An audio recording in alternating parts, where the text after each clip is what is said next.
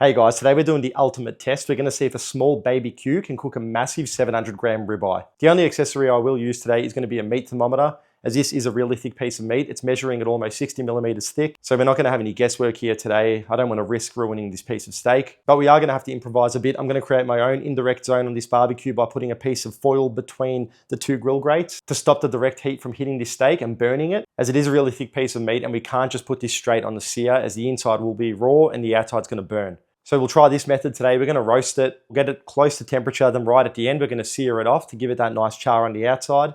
Then we'll cut into it and hopefully it's a nice medium. Alright, so you can buy a roasting tray for this barbecue, but if you're like me and you don't have it, I've created this little heat deflector. I've made it just the right size to sit there like that, so that should just stop the direct heat from hitting my steak when I'm trying to roast it. And then what I'm going to do is just pop the other half of this grill grate on here, like that. And then my steak will sit just on here and the burner can't actually burn the steak while it's just roasting. So we'll start this up now and we'll preheat it on a low to medium setting.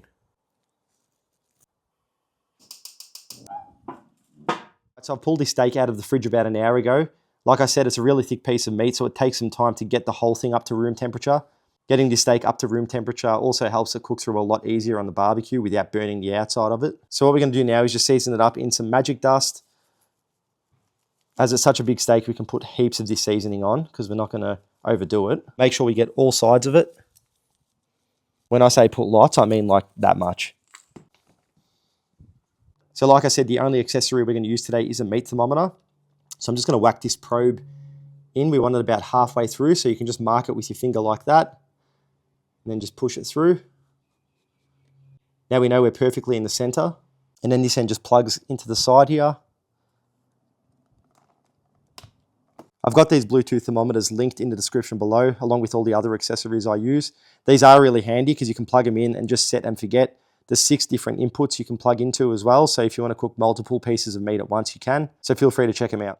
All right, so this barbecue's all preheated now. Just leave it on a low setting. That's enough to get this roasting. And then what we're going to do is just pop the steak here like this. And see how that's all protected now, so it hasn't got the direct flame hitting it. So what we'll do, we'll pop this lid down and we'll let this come up to around 45 to 48 degrees, somewhere in that range. And then we're going to pull it off and we're going to put these grill grates back to a direct heat mode and then we'll sear it off. So that's been cooking in there for about 30 minutes and we're at 48 degrees now. So we'll pull that off. As you can see, it looks like it's just been cooking in an oven. But now that internal temp's pretty close to done. So now we're just going to take the steak off, carefully lift it off. We'll just pop it there. And now we're going to set this baby Q up for direct heat to sear that steak off. All right, get yourself some trusty heat gloves. And you can grab this while it's hot. Not for too long, but just for long enough to move it over. Now that can go in the bin. All right, for the sear, we're going to start this back up and leave this on maximum heat. We'll close this lid down and we'll let this preheat up to 300 degrees. Once we're at 300, then we're hot enough to put this on for the sear. Okay, so that's ready to go now. So we'll just pop this steak right here for the sear on an angle like this. Just press it in so it's got good contact.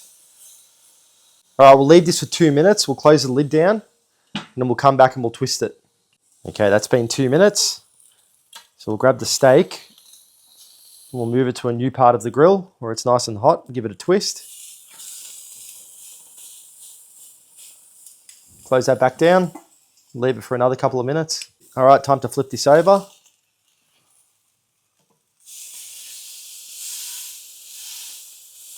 All right, we'll close that lid back down and give it another couple of minutes on this side. All right, now that final twist.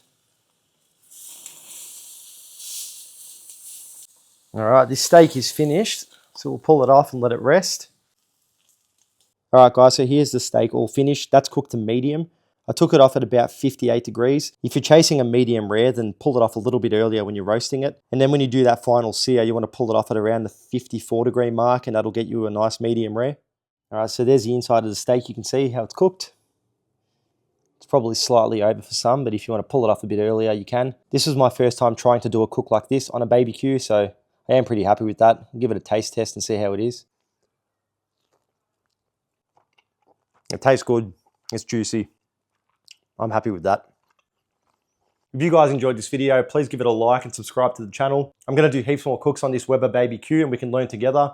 It is still new to me cooking on a smaller barbecue as I'm used to cooking on the family queue. So stick around and there's going to be plenty more to come. Thanks for watching, guys, and happy grilling.